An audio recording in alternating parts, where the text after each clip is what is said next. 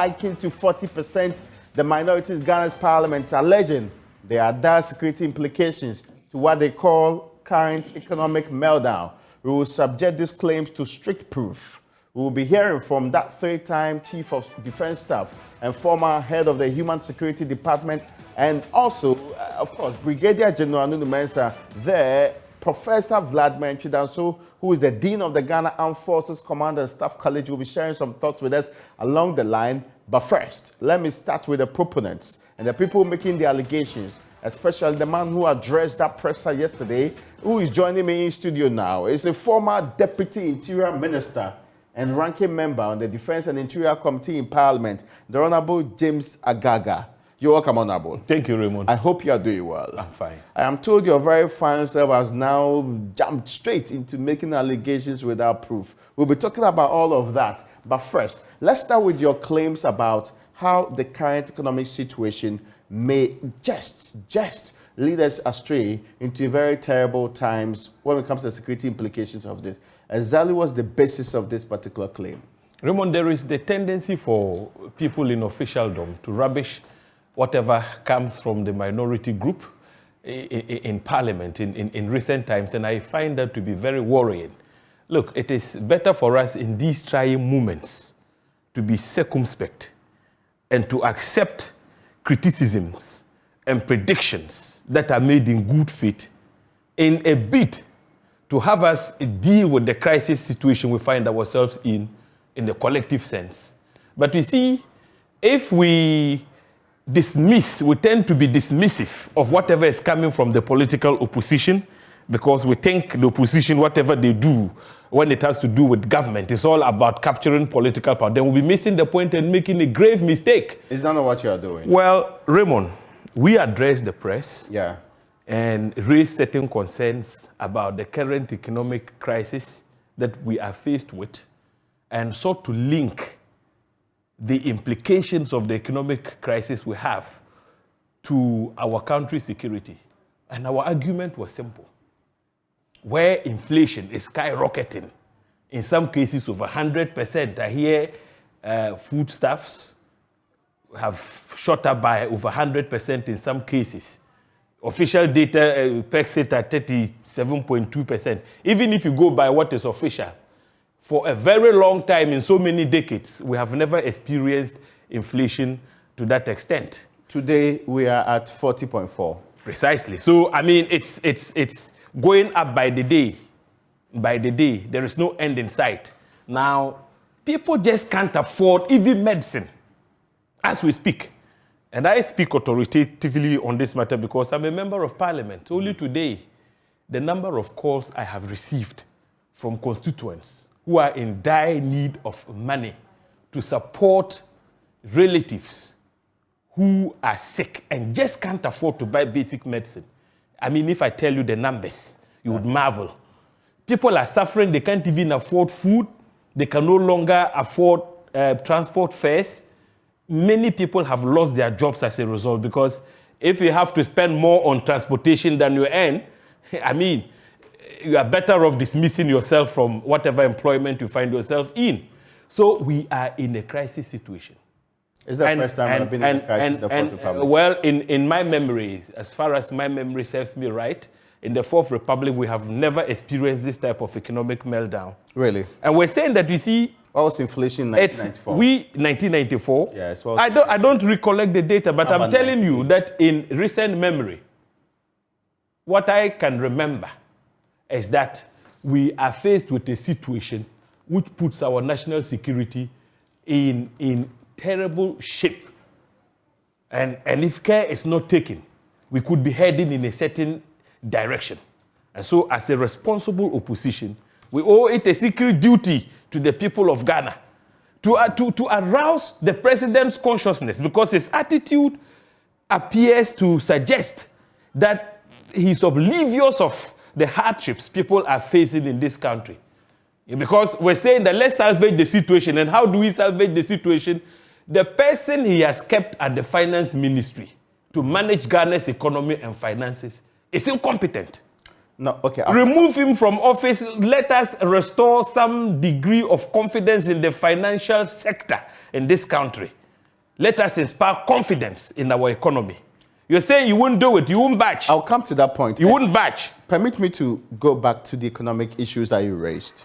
Now, in the year 1995, our inflation, I mean, I'm just taking up this particular one, was 59%, 95. In what respect? Inflation, 95. Yes.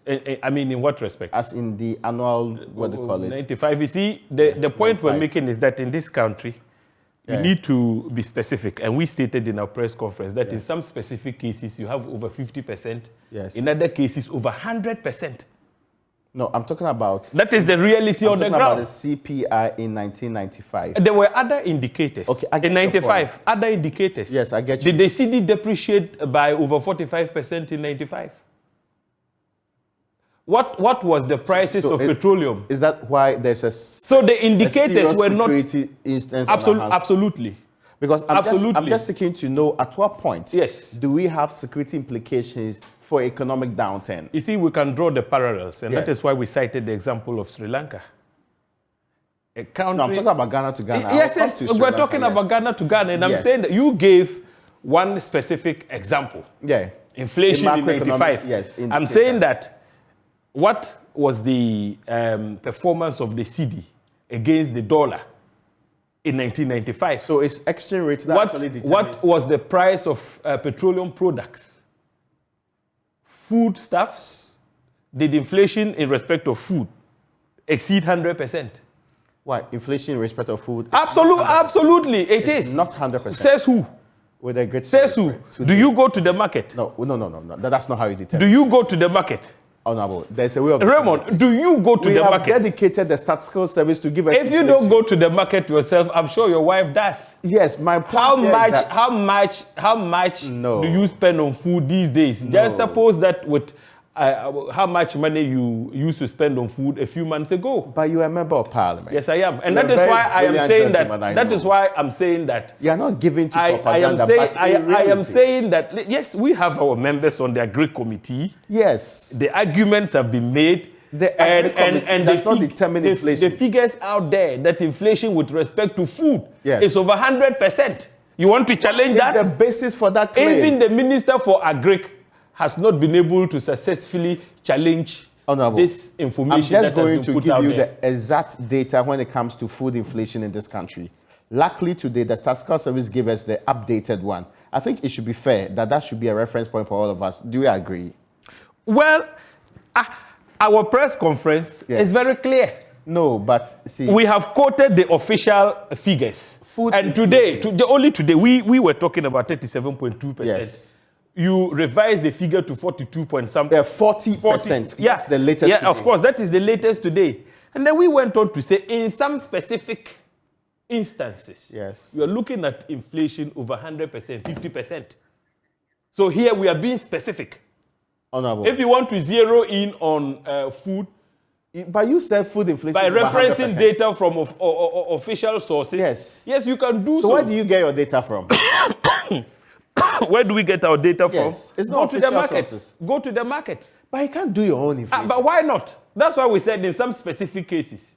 So which Just go to the specific market. cases are you For talking instance, about? I mean, if I used to buy cement at 40 Ghana cedis, Yes. in fact, 32 Ghana cedis, some few months back. Okay. Today, what is the price? Well, some are quoting 80 and some are quoting even up to 90. 95. Yeah. Yeah. So, I mean, do you need statistical service to come out with the data before you determine the rate of inflation? I mean, you can do the mathematics yourself. With respect, there's a bucket that we determine our inflation by. That bucket is pretty clear. For example, we know truly there are 57 markets that we choose our inflation from. There are some 300 and over items that we use to determine our inflation. Specifically, food inflation latest for the month we are considering here, which is October, that month is 43.7%. Look, not over 100%. Look, even if we accept So your if- figures as the so gospel if you truth, proceed- and that we should not be allowed to do our own independent analysis of inflation, depending on how much you pull out of your pocket to buy food. let us for a moment. Let us when Dr. Bawumia did the same, is it 2014 or so? Let us for a moment. You in Raymond, the NDC opposed that same method and said we should use the official records. Let us for a moment even accept the official data you have just pulled up. Yes. That is the rate of inflation relative to food. Yes. Is that not astronomical? I agree perfectly. But to exaggerate it is unfair. We have not exaggerated. To say it's over 100%. We have not exaggerated. Look, here we have 50%. Well above 50%. Yes, here. But my further checks, even after this press conference, indicates that in some cases, specific cases, it's over 100%. Can I press you further on this? Which specific food item is over 100%? Oh, if you go to the market in my constituency, you compare how much we bought, let's say, a bag of maize last year to this year's rates. Yeah. It's over 100%. Maize, bag of maize. Maize is over 100%.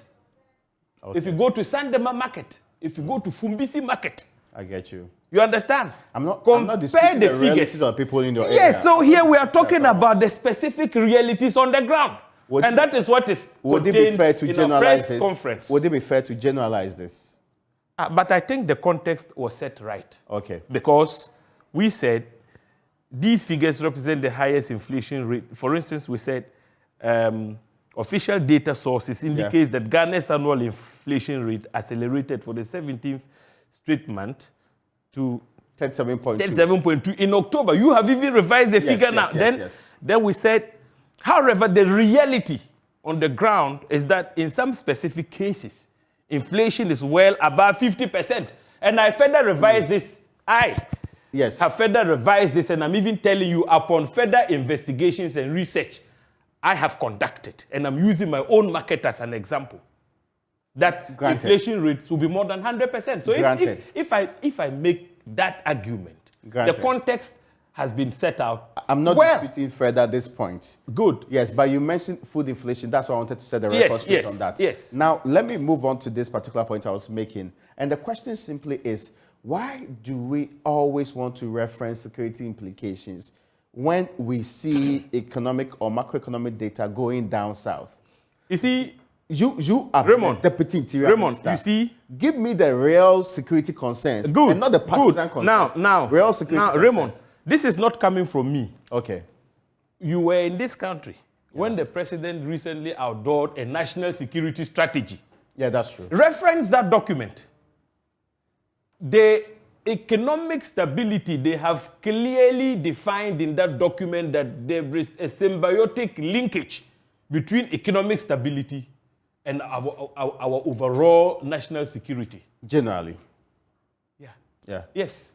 So that is contained in Ghana's national security strategy. And then we are saying that looking at the economic indicators right now and the level of hardship in our country, the level of economic mismanagement in this country, we are in for trouble. And that President Akufo-Addo appears to be oblivious of what is happening on the ground. But why Sri Lanka? That is why he is refusing to act. Why Sri Lanka? Even when his own members of parliament have spoken about the need to remove his chief financial officer, he appears to live in a different world. Have you picked Forgive me for using those words. I'll come to you. Okay? Yeah. Yes, he's refusing to listen to the truth and the reality on the ground, even as espoused by his own members of parliament. Is that not unprecedented? That is unprecedented. So we're saying that in the face of the economic malaise, if something is not done as a matter of urgency, Ghana could be headed in the direction of Sri Lanka. In the year 2015. This is not a prediction from a prophet of doom. We have stakes. I'm a member of parliament. You see, should something happen to our democracy, God forbid, I would pay a price. You know what normally happens when the democratic governance is disrupted? MPs are actually elected members in their own interest. Yes. So even as I sit here, I would pay a price should this democratic experiment suffer any form of disruption. And so when we have a leader who appears to be oblivious, even in the face of all these threats, we must sound the alarm bells. And that is what we did. In 2015, were you in Parliament? 2015? Yes. Yes, I was in Parliament. Oh, that's great to know. Were there some of you MPs demanding the removal of Sector Pay as finance minister? No, that never happened when we were in office. I was Really? deputy minister, yes. That never happened. You recall that NDC MPs called for the Tekpe's removal, address the media? They address the media, yes. Yeah. But you so see, it's not none true. of you actually called for Sector Pay's removal. No. They call for Tekpe's removal. But Tekpe managed Ghana's economy well. They managed the economy well. To an IMF program? Yes. I say. Yes. Now, we went to the IMF for policy, credibility.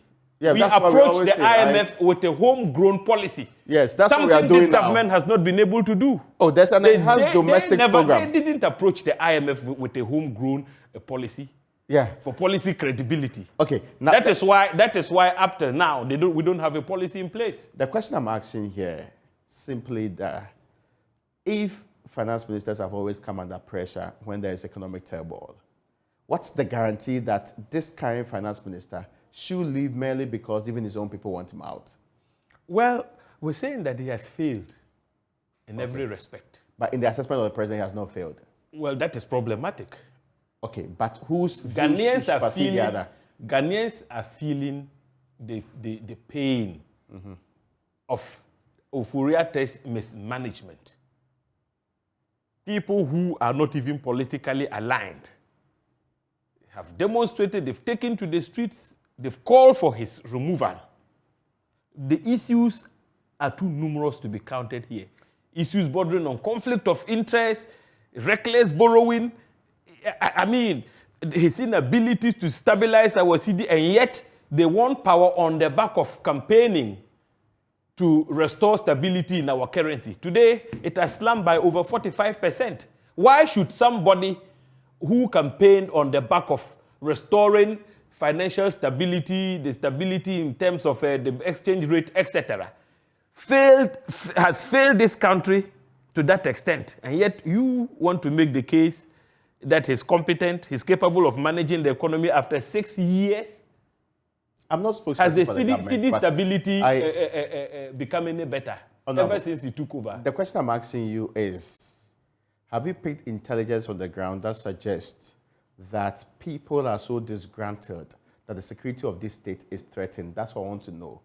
Look. Or you are using mere theories to back this claim. Look. I am reminding government about their own security strategy and some of the issues identified in that document.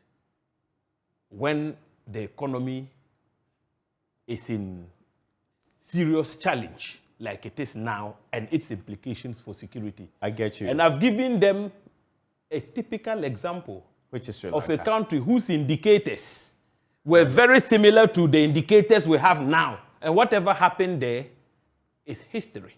But we should be drawing lessons. It sounds like an academic exercise. We should be drawing lessons, isn't it, from that country. How academic is it to make those comparisons? As somebody who's been in a security setup, what I was expecting from you is that we paid intelligence.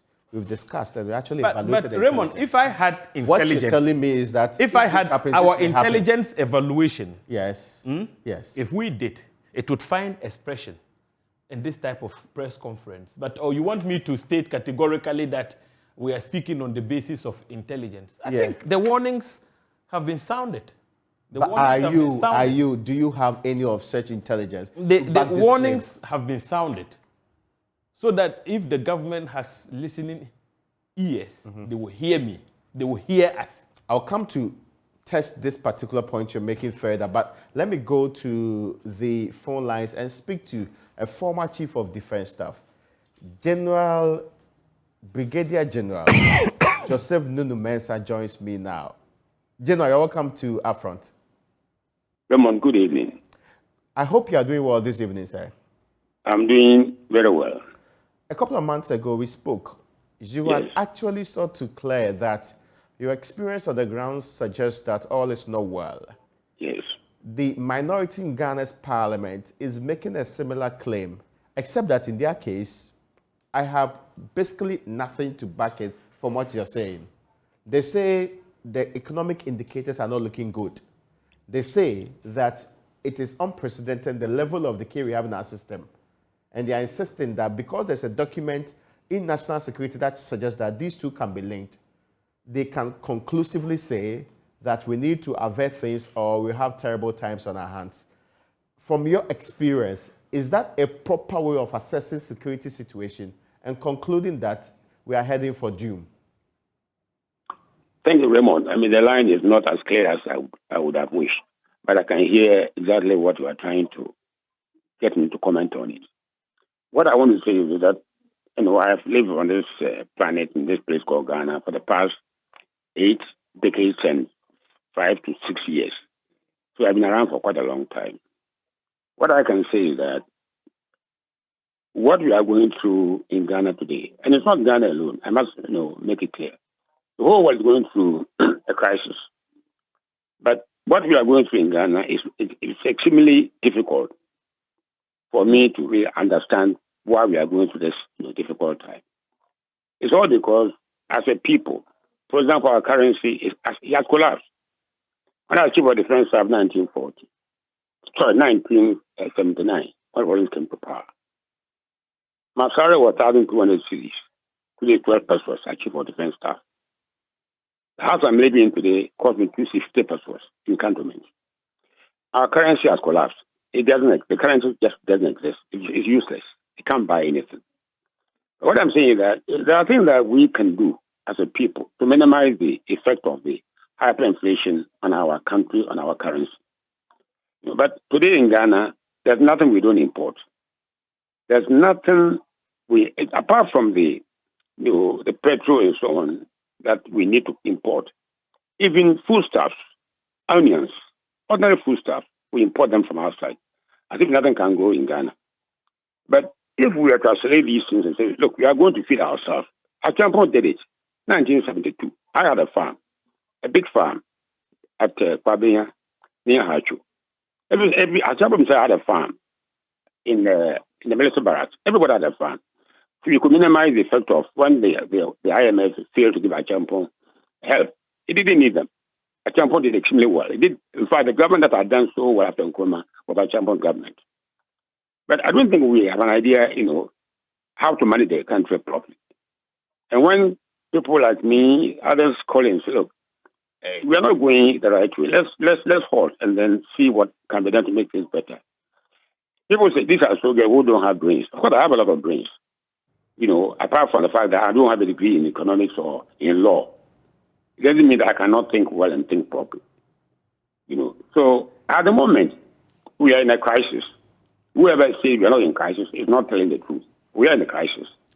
When you go and buy something, there's consensus on the crisis one. Increase. That's something I've never seen this hyperinflation in my life. Okay. So we must be honest and tell the truth, and find those that have some contribution to make to help. Otherwise, one of these days, you see, we are going to have a crisis, a serious crisis, like you're trying to ask me. You have problem with. You have a saying that a hungry man is an angry man. A hungry man is an angry man. I have not been hungry. I've been destitute. I've been poor, but not hungry. When I grew up in Winneba, there was so much food. Today, to go to Winneba, I have to take my food in a car to eat in Winneba. It's terrible. So for us to deny that there's nothing wrong with us, everything is doing well. We are fooling ourselves. There's everything wrong with us. And if we don't sit up and say, let's do something about the food crisis, that's the most important thing. We have a crisis in fuel. I can sit down if I go fuel and walk or something. But if I cannot feed my children, when I cannot buy local food, buy gari, buy simple cane cake to feed my children, then we have a problem. And if you get there, when there's a crisis with our food that we need to eat to live, if you don't get that, I can assure that you have a lot of problem on our hands. So let's wake up and tackle this problem. I get you, but the question I was actually asking is, whose assessment is more proper? Who should we believe here? Now, because the interior minister is of the defense minister, who's in charge of the nation's defense, is of the opinion that there is no threat on our hands immediately. Indeed, he says the president will hand over power to a duly elected president in the year 2024. Political parties can go out there to campaign. The security services are united in their bid to ensure that this Fourth Republican Constitution is protected and continues without any interference at all. The general claim is that it is just rumor mongering and war mongering that's being sounded. Do you think the minority has better intelligence than the defense ministry, which is really in charge of our military? Yeah, I don't know how old our defense minister is, or how old he was on June 4th, 1979, from 43 years ago. Everything looked peaceful, looked quite nice and calm. And warriors come up, a young pilot come up, does something on 15th of May. 2 weeks later, there's a pandemonium. 8 army chiefs, 8 army senior officers were taken and executed. It wasn't fun. It wasn't a joke. It was a serious matter. So to say that, everything is safe, everything is okay, it looks calm. I'm a fisherman's son. When you go to Winter, you see the sea looks very calm. And there needs a lot of commotion going on there. When you go to the market, I go to the market every time and see the market, see what price people are paying for. You can't say that everything is peaceful. The military, I've been in the military all my life, more than 62 years ago. I know the military pretty well. And I've seen armies that in our sub-region, Guinea, Burkina Faso, Mali, and so on. Nigeria is another case. And if you don't learn from the experiences there and say everything's okay in Ghana, you might live to regret. Don't think that because everything is calm on the surface, all is well. All is not well. Today, you go and buy food. When I'm going to buy food, I don't just go and buy food. Not smoked salmon or anything of that sort. Ordinary simple food that I need to live. Ordinary kenke, ordinary gari to eat. As a former chief of defense, 2 times, I think, to be telling everything is normal, so you should just go and sleep well. You are not really telling the truth. The truth is that there are a lot of hard things going on, a lot of hard times going on, and people are going through hell. I sit here. I had a call today. My pension, I have to share my pension. My people there before they can eat. The day I die, they all die within a week or 2. People are hungry. Today, my phone, people are asking me, I need some money to buy food and so on. And you tell me all is well. What we should do is to be serious about running a country. Today, when I was chief of defense staff, I had a Benz car which I bought in 1976. It's still there. I was driving the Benz car to work as chief of defense because the old one that had broken down. Today, everybody is driving Land Cruiser. It's not the cheapest car you can see on the road, not even in Europe. I was in Canada, and they were driving the cheapest Ford car. You see, but we are becoming as if we have so much money. But we need the money to invest in areas that there's a need. And what is agriculture? I was going to say president last year. I wasn't able to see him. Sometime early September, a year and about 2 months ago. And the reason I wanted to see him, I saw this crisis coming. So when we were growing up, we have lived on this planet and seen everything from, since over 80 years ago. You can see things developing. And I knew that we would reach this crunch. Okay. So I went to the president, but never able to, and to tell him, look, there's going to be a crisis. Don't pay me. Appoint me to mobilize people to plant food. Everybody must plant food. The military, the universities, the secondary schools, they eat, but they don't who should plant the food for us to eat. So it's saying that everything is calm, if you don't take care, you might live to regret. Now, you make the point, but what should they do now? What should the defense minister, what should the interior minister, who are those giving us the assurances that there's no cause for alarm as we speak? What should they do immediately? What should they do? It's almost, the rains are past. If food prices are very high now, ordinary food, not imported food, I go to the market every night and buy food. And if you can't buy food, it's not even there. If it's very expensive. And we are nowhere near, we are almost in the month of plenty. In my time when I go, we never enough fish everywhere. The new maize has come, so much food. But today we are going through crisis.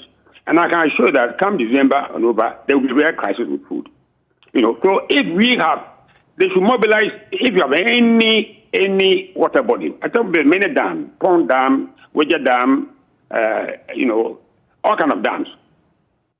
Use these dams, grow food, because we can't just depend on imports. All these foreign shops that we have here are importing food and sell them at exorbitant prices and exporting, taking the money out of the country, making the woe of the city even worse. If you don't do that, we are going to have crisis. Food, and when you get food crisis, that is going to be difficult because I can do away with buying a new car. My cars, I've got about 3 or 4 cars. The oldest is about 46, the newest is 23 years old. I don't need to buy a new car. But I have to eat every day. So if you don't pay attention to food and say everything's okay, it might be too late. So what can they do now? I was going to say, President, and tell the President, appoint me a special ambassador to grow food. That's why don't pay me. I don't need your money. And I will mobilize everybody. If you don't do secondary school, by now they should be able to. If you don't have land, Achimota, or you are in Yabona or something, have 5,000 pairs. Let the children learn how to feed themselves. We can't go and import food every now and then. And then even eat some. If we live at my old school, you have land behind you, have a fish farm. Let's get them. Nobody's doing anything. Nobody's farming. Nobody's doing anything. We are getting hungry, just waiting for who to feed us. So now they should mobilize and don't sit down because maybe the genuine method told you didn't listen. That's what is going to happen if you don't take care. I am most grateful to you for your time this evening, General Nunu Mensah, for joining us. Let me switch lines and bring on to this conversation that wonderful Professor Vladimir Chidanso, who is Dean at the Ghana Armed Forces Commander Staff College. Prof, you're welcome to our front. Thank you so much for having me. This conversation we are having is about the recent call by the minority in Ghana's parliament that we need to avert a possible Sri Lanka situation in the Republic of Ghana due to the current economic situation we find ourselves. The question I'm asking, from your expertise, is that a reality as we find ourselves today, or is just warmongering? Well, I wouldn't say it's warmongering, but at least drawing attention to a situation which is gathering storm is not a bad thing. But the manner in which it has to come, if we are going to rely on social media kind of hysteria and put such warning, it's alarming. My take on this is that, yes, we are in a situation where we've been there before. 82, 83, we were there. The security situation at that time was even worse. The Arab Spring should also tell us about when situations are there, anything could happen. So attention to it, it's not a bad thing, but the way and manner we put it can create panic, and people can panic shop, people can hoard, people can do all kinds of things, and miscreants can take the opportunity to do their own thing also. So my take is that we are not there yet where we should be completely panicking and, trying to do things that we don't have to do. There's not a single economy in the world that does not have a downturn. We have economic crisis all over the world, some which created global crisis, some which created some local crisis, domestic crisis. But once you know it, you are able to solve it. We are seeing signs of ours crumbling down because government is not able to sustain the pressure, and individuals are not prepared to forego the luxury in which they are to look for solutions to them. We are better. Ethiopia, several other places, Sudan and others are worse. Sri Lanka we are mentioning as a point of reference. Yes, but then if such situations are even there and we are at this juncture, then we should know that we are not bad.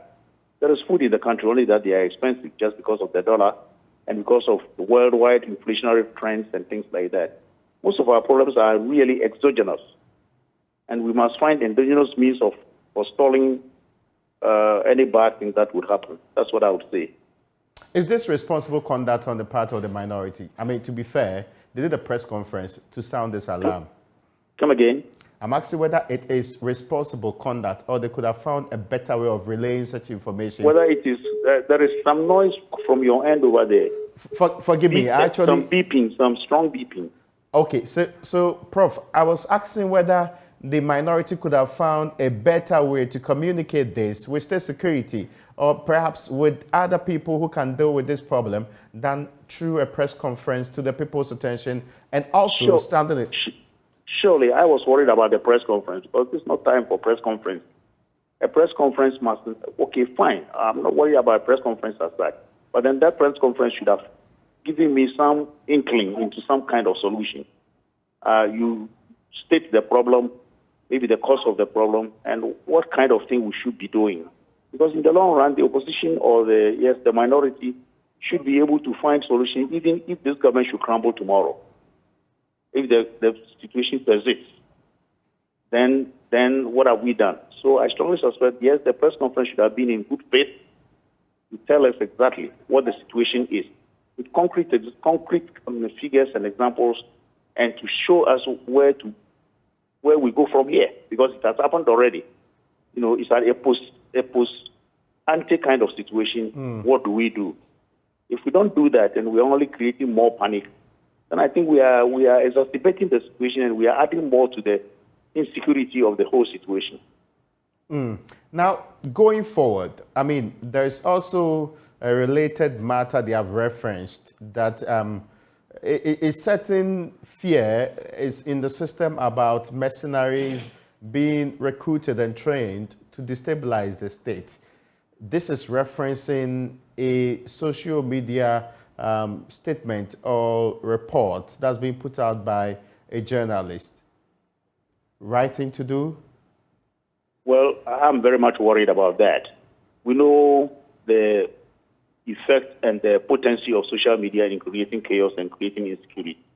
There are several instances in the world, the latest being the Arab Spring and the Orange Spring in Ukraine, for example, or the so-called Orange Revolution. The point is this, that you don't elevate social media hysteria onto a national security hysteria. Basically, security is all about hazarding the threat horizon and making sure that you nip them in the bud. But if you elevate social media to part of our threat horizon, you can easily create a situation where other social media handles in the country will also latch on that and create more panic. Do we have a real evidence that people are being trained to cause mayhem in 2024? If we do, the National Service has a role to play, a very big role to play. Intelligence should be able to tell us this. And I strongly suspect that in a more responsible manner, we should have been able to let the national security know this, the intelligence community know this. And then they get those miscreants, whether they are for government or whatever it is, they are a threat to national security. Because at the time of elections, if they unleash their mind on the people, we are all in trouble. So it's good if it is true. But I will take it with a pinch of salt because it's coming from where it's coming. I don't have belief in it. And national security, I can assure you from where I sit, that they are on top of the game, and government cannot stop them from holding miscreants to order if it is true. Because this can be done only at the blind side of national security. I am most grateful to you for this evening's engagement, Prof, and it's been wonderful talking to you. Thank you so much.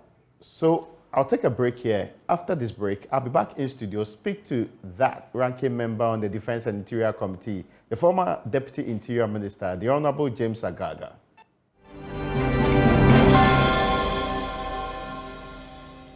You're welcome back to UPfront. My guest in studio is that ranking member on the Defense and Interior Committee in the Parliament of the Republic of Ghana, the Honorable James Agaga. But you just heard my interaction with Brigadier General Nunu Mensah and also Professor Vladimir Chidanso, who is Dean of the Ghana Armed Forces Command and Staff College.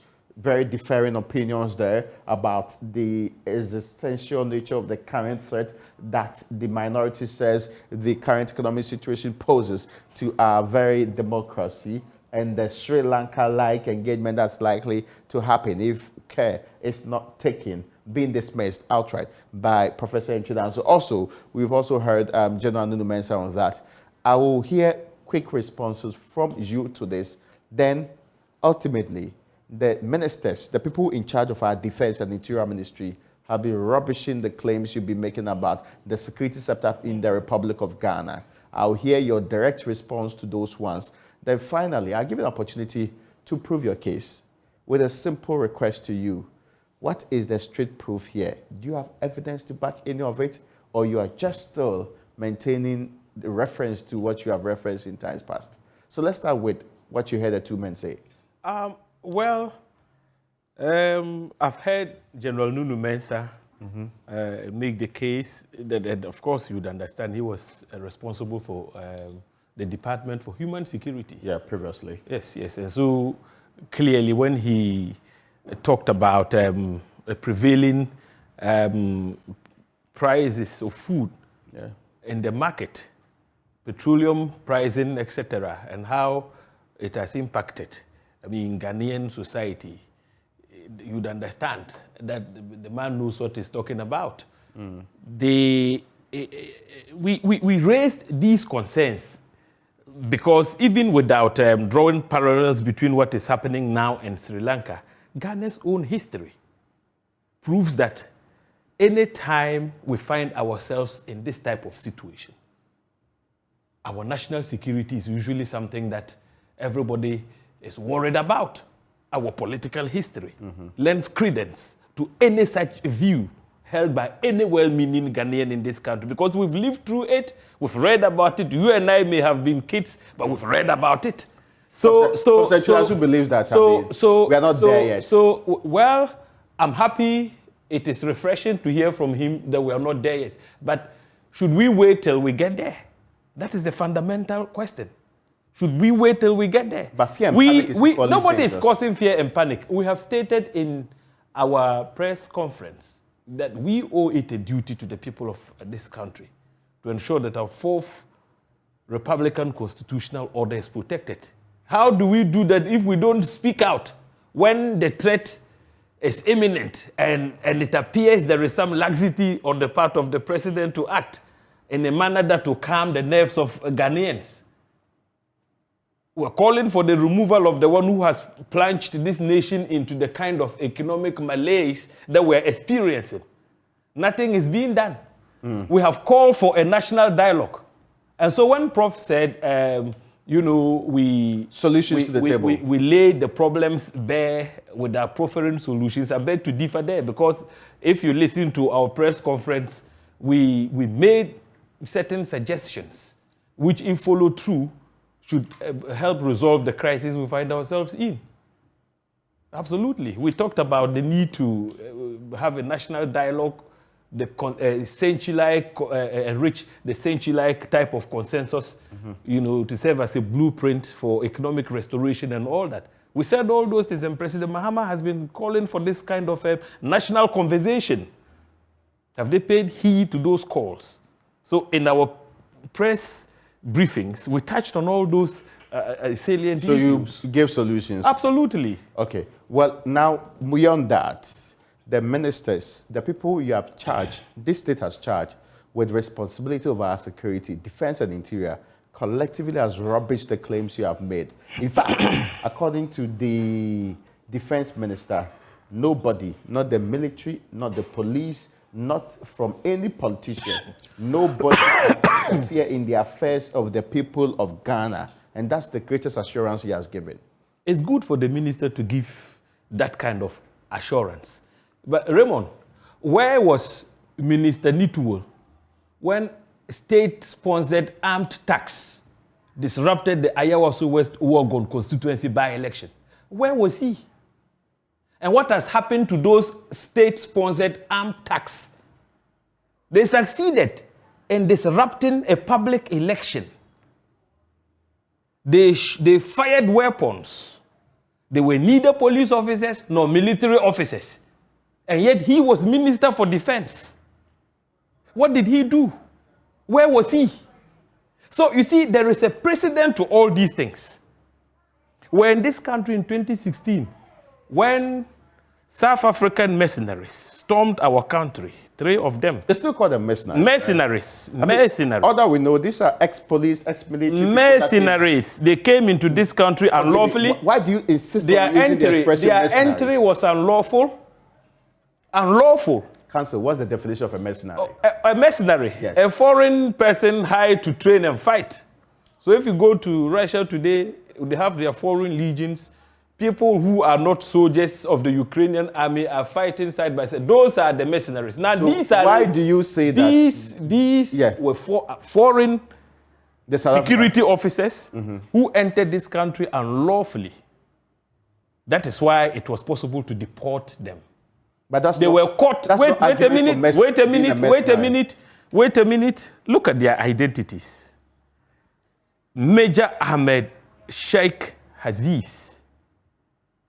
And this- Warrant Officer Denver Dway and Captain Mlungiseli Jokani. I just want you to prove the point These that individuals they are were mercenaries. security officers who Yes. stormed our country. They were training security officers of the current ruling party in arms, weapon handling, and fighting techniques. And you insist that we shouldn't call them mercenaries. What were they? That is an appropriate description of them. Yeah. Now, you see, because the antecedents are there for all to see. And let us be truthful and candid. Once and for all. Once beaten, twice shy. Is that the evidence you are providing? Well, that is not the evidence, but you see, we did our press conference. Provided called for- not a shred of evidence. Why should we? Why? Why? But you made Social media. You made huge please, allegations. Please. Social With media. respect. I mean, Raymond, you- please. you are a respected lawyer. Raymond, I would You have not been a allow deputy anybody. minister. I will not allow anybody to water down on the level of threat and the fact that some people's cover had been blown. It doesn't matter what the source is. If the source comes with some degree of corroboration from independent investigations privately carried out by us, that corroboration with what the journalist has put out there, we would call for a probe, an investigation. Remember that it is the investigation process which would unravel evidence for whoever is charged with the investigation to make a determination whether the evidence is credible or not. But whilst we are calling for a probe at this material moment, yes, you have a hunch. You are not even listening to what our invitations are. All you are interested in is the credibility of what has been put out there when you haven't even subjected the allegations to the test. What type of behavior is this? With respect. I am baffled. I am surprised. With respect. I'm surprised. You are a lawyer. You've been a deputy interior minister before. You are saying that there is no evidence backing your claim. I haven't said so. Yes, but that's I all that haven't you've been said telling so. me. Listen, Raymond, listen, hear me. Today, hear me. You've not provided a shred of evidence to back these claims. Raymond, hear me. I said, it's to do with the I security said a journalist put out information out there. Our independent checks corroborate some of the things that were put out there. Independent checks. Now, as somebody who has worked in state security before, how do you unravel these things? If you don't commission a probe, you want me to sit in my house, take my evidence to people I suspect will not do justice to me if I were to approach them with my evidence? So who should Is that what you want me to do? So who should probe this? Let us have an independent group of What persons. will constitute independent in your eyes? You know why? We had a probe at Ejura. Ayawaso West Wagon. There was an independent probe. The only problem is that government refused to implement some of the findings of the Commission of Inquiry. But the probe was nevertheless done. Those were independent-minded people. But where government is fingered, the allegation implicates government operatives. You can't trust government to do an independent investigation. Who will set up this independent probe? Oh, if the president were listening to us, if his ministers, interior, defense minister, were people who are objective enough, they would have advised the president to commission an independent investigation. It could be a committee, it could be a commission. Then you would say, Agalga, appear. What are your sources? In any case, the person you are rubbishing has also challenged you. He says he's prepared, he's ready. Create the platform. Do it, and let's put him to shame. And don't, because we are dealing with security issues. Listen, before Ayawaso West Wagon, the fiasco, what we saw, the scenes, the images you saw, and this outfit did a good job. You followed through with the investigations. Very well. Evans Mensah appeared before the commission because you covered what happened at Ayawaso. Brilliant. Before Ayawaso, the signals were out there. How AMTACs were being trained in military installations in this country. You did a press conference. Once again, we were rubbished. And put it out there? We were rubbished. Which year was this? Oh, before Ayawaso. I cannot recall a single. There was no press conference, but we spoke about the trainings. Well, maybe. We spoke about the trainings. There was no press conference like this, but we spoke about the trainings because we had uncovered evidence to that effect. Once again, where was the evidence coming from? From the same social media. We were dismissed outright until Ayawaso West Wagon by-election happened. So the point I'm making, Raymond, is that there is a precedent to this. So when I heard the minister and the defense and interior minister, they scrambled to respond to my press conference. They scrambled. I saw how they were running. They panicked and were running to respond. I said, my goodness, this is a disservice to Ghana. They should have taken their time. So if a commission calls you right now... Listen to us. If a commission calls you right now, you go and present your evidence. For what we know, we'll tell them. Honorable, my time is up. I thank you for coming today. And we sure should be engaging more on the security and other important issues of this state. Raymond, thanks for the opportunity. Folks, that's where we end today's edition of Upfront, and many thanks to you for joining our edition.